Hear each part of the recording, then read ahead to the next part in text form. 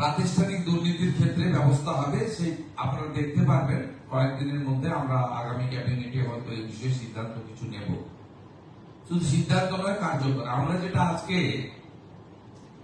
সই করলাম, সিবিআই 4টি মামলা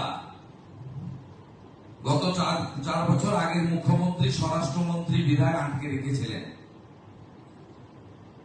প্রসিকিউশন বা চার্জশিটের ক্ষেত্রে স্যাংশন, অর্থাৎ যে সমস্ত আধিকারিকরা দুর্নীতিগ্রস্ত তাদের বিরুদ্ধে সিবিআই বা অন্যান্য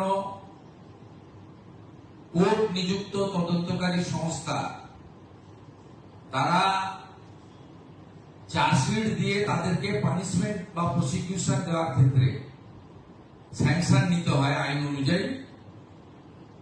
বিদায়ী সরকার এবং বিদায়ী সরকারের মুখ্যমন্ত্রী তথা স্বরাষ্ট্রমন্ত্রী এই স্যাংশন আটকে রেখেছিলেন দুর্নীতিগ্রস্ত আমলা এবং আধিকারিকদের বাঁচানোর জন্য। আজকে আমরা সিবিআইকে 3টি দপ্তরের আধিকারিকরা যারা করাপশনে যুক্ত ছিলেন তাদের স্যাংশন আমরা দিয়ে দিলাম।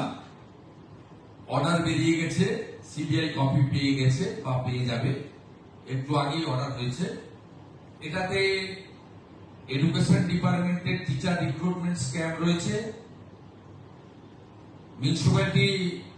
মিউনিসিপ্যাল অ্যাফেয়ার্স ডিপার্টমেন্টের মিউনিসিপ্যাল রিক্রুটমেন্ট স্ক্যাম রয়েছে এবং কোঅপারেটিভের ক্ষেত্রে, সমবায় দপ্তরের ক্ষেত্রে কিছু কোর্টের আদেশে যে তদন্ত হচ্ছিল কিছু আধিকারিক তারা যুক্ত আছে, তাদের বিরুদ্ধে প্রসিকিউশনের স্যাংশন, যা বিগত সরকার দুর্নীতিগ্রস্ত আধিকারিক আমাদের আড়াল করার জন্য 4 বছর আটকে রেখেছিল, আমরা আজকে সেটা দিয়ে দিলাম।